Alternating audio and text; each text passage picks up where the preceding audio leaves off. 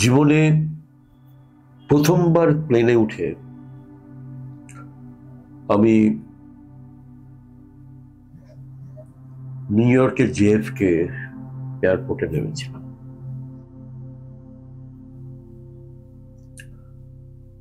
প্লেনে উঠেছি দমদমে, জীবনে প্রথম প্লেনে উঠে বাগডোগরা যায় মানুষ, আগরতলা যায়। আমাকে যেতে হয়েছিল, আমি তো সত্য কৃষ্ণনগর থেকে কলকাতায় এসেছি। কিছুই নেই, চাল নেই, চুলো নেই, কিছু নেই। এমনকি যে সুটকেসটা নিয়েছিলাম সেটাও সুনীল গঙ্গোপাধ্যায়ের কাছ থেকে ধার নেওয়া। সুটকেস আমি আমেরিকা থেকে ফিরে এসে দিয়ে দিয়েছিলাম। উনি বলেছেন, তুমি চিন্তা করো না, আমার সুটকেসটা নিয়ে যাও। আমি তাই গিয়েছিলাম, কিন্তু নেমেছিলাম JFK তে। আমার ফ্লাইটটা ছিল এয়ার ইন্ডিয়ার ফ্লাইট, কারণ আমাকে টিকিট দিয়েছিল ভারত সরকার, এবং ওখানে দেখা অ্যালেন গিন্সবার্গের সঙ্গে আমার কাজ ছিল, দীর্ঘ ইন্টারভিউ নেওয়ার কাজ ছিল, এবং আমি তখন I was writing a book on Allen Ginsberg। তাই জন্য ভারত সরকার ইন্ডিয়ান কানেকশন, যেটা অ্যালেন গিন্সবার্গের ইন্ডিয়ান কানেকশন, যেটা পৃথিবী বিখ্যাত, ইন্ডিয়ান জার্নালস বিখ্যাত, এগুলো সেই সময় এই বিষয়ে কাজ, এবং কাজের পাশাপাশি আরো কবিতা টবিতা নিয়ে অনেক অকাজ। আজকে অ্যালেন গিন্সবার্গ নিয়ে বলার কথা নয় আমার এই প্লেনে ওঠা। এর আগে গরুর গাড়িতে উঠেছি, ঝরঝরে বাসে উঠেছি, ট্যাক্সিতে একবার দুবার উঠেছি। কে আর ট্যাক্সি চড়ার পয়সার ক্ষমতা নেই, কেউ হয়তো সঙ্গে নিয়েছে। তারপরে প্লেনে করে সোজা আমেরিকা, এবং আমেরিকা নিউ ইয়র্ক শহর। সেদিন থেকে এটা হচ্ছে ওয়ে ব্যাক ইন 1992-93, যে বছর আমেরিকার প্রেসিডেন্ট হলেন বিল ক্লিন্টন। এইবার এই যে ভয়ঙ্কর প্লেন ক্র্যাশ হলো আহমেদাবাদে, সবাই শেষ হয়ে গেলেন একজন বাদে। তো এটা খুব বারবার মাথায় ঘুরপাক খাচ্ছে, ও কষ্ট হচ্ছে।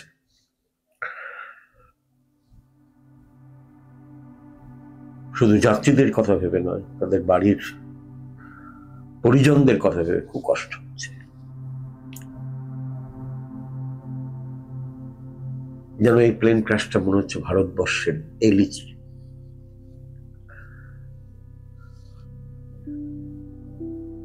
এইরকম অবস্থায় আমি ভাবছিলাম, সেই 92 সাল থেকে শুরু করে 2025 পর্যন্ত অজস্রবার প্লেনে উঠেছি আমি। প্লেন থেকে নেমেছি, উঠেছি, নেমেছি, উঠেছি, নেমেছি। অনেকগুলো দেশে গিয়েছি, ইউরোপের অনেকগুলো দেশ, আমেরিকায় 15 বার গিয়েছি, অস্ট্রেলিয়া, সেদিক থেকে শুরু করে একেবারে এদিকে চীন, সম্প্রতি গত বছর চীনে গিয়েছিলাম। বহু আগে গিয়েছি আমি তাইওয়ান, এদিকে গ্রিস, ইটালি, জার্মানি, ফ্রান্স, এদিকে ইস্তাম্বুল, এশিয়ার।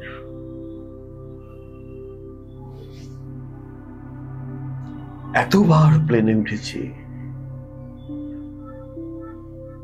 সেই না খেতে পাওয়া ছেলেটা, সেই লোকাল ট্রেনে ভিড়ের মধ্যে উঠে দাঁড়িয়ে থাকা ছেলেটা,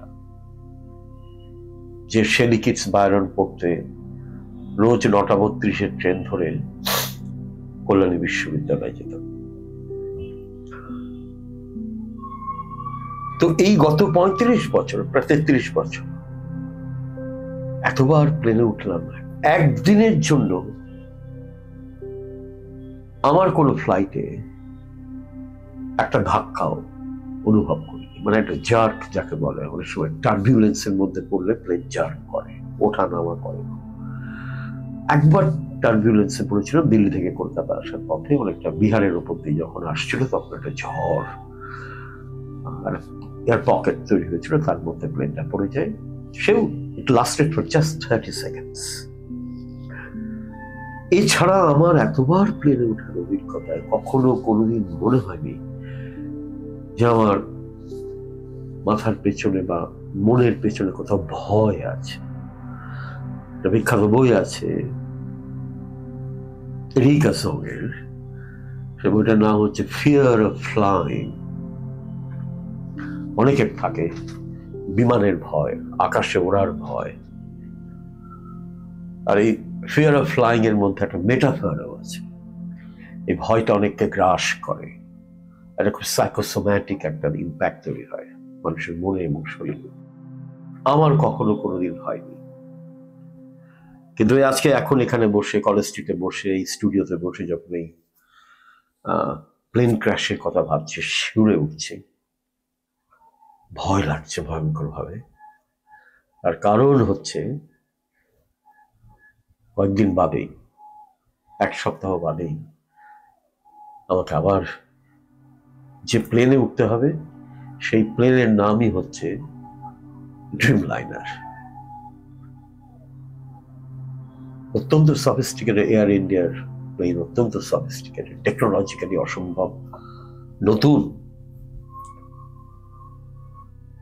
কিন্তু টেকনোলজি মানুষকে বাঁচাতে পারে না। টেকনোলজি মানুষকে উড়িয়ে নিয়ে যেতে পারে, কিন্তু একজন মানুষকে বাঁচতে হয়, তাকে সার্ভাইভ করতে হয় তার ভয়কে অতিক্রম করে। কালকেই একজন পাইলট বলছিলেন যে আমরা শিখে নিই হাউ টু সার্ভাইভ এমার্জেন্সি।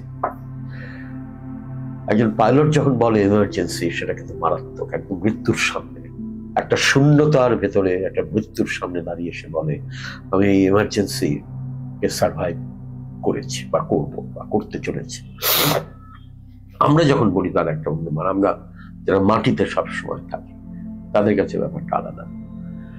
তো এই প্লেন ক্র্যাশ হওয়ার পরে 33 বছর বাদে আমার প্রথম ফিয়ার অফ ফ্লাইং হচ্ছে।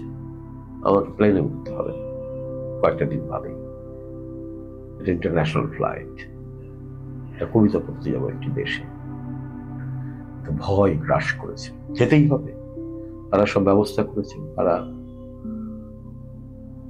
তাদের আমন্ত্রণ, তাদের ভালোবাসা, সেই টানে আমাকে যেতে হচ্ছে। আর যাবো নাই বা কেন? মন তো চায়, যেতে চায় অন্য ভাষায়, অন্য দেশে, অন্য জলবায়ুতে, অন্য খাদ্য রুচিতে। মানুষ তো ভালোবাসে এগুলো, নতুন নতুন করে আবিষ্কার করতে চায় মানুষ। নিজের কবিতাকেও আবিষ্কার করা যায় অন্যের কবিতার পাশে। অন্যের কবিতার পাশে না রাখলে নিজেকে চেনা যায় না। একটা দোকানকে চিনতে হলে আর একটা দোকানকে দেখতে হয়। নিজের দোকানকে তখনই চেনা যায় যখন পাশের দোকানটা কি এবং কেন এটা বোঝা যায়। যখন ভয় হচ্ছে, যাকে বলে ফিয়ার অফ ফ্লাইং, যেটা আমার জীবনে ছিল না, এতবার গিয়েছি, কখনো হয়নি, কিন্তু এখন হচ্ছে। ভয়টা মৃত্যু ভয় নয়,